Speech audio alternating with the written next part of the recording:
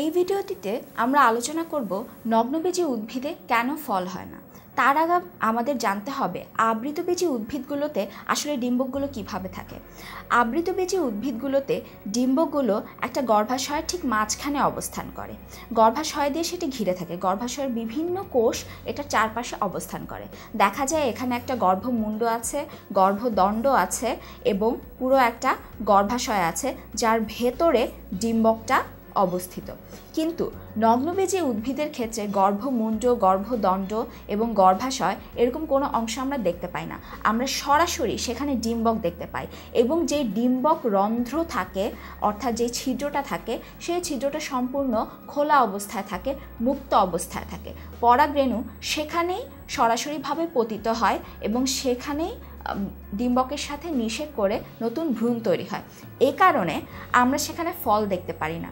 আবৃতবীজি উদ্ভিদের ডিম্বক যখন নিষিক্ত হয়ে যায় তখন গর্ভাশয়টা পরবর্তীতে ফলে পরিণত হয়। যেহেতু নগ্নবীজি উদ্ভিদে কোনো গর্ভাশয় নেই, এই কারণে নগ্নবীজি উদ্ভিদে আমরা কোনো ফল পাই না, বীজটাকে সম্পূর্ণ নগ্ন অবস্থায় পাই।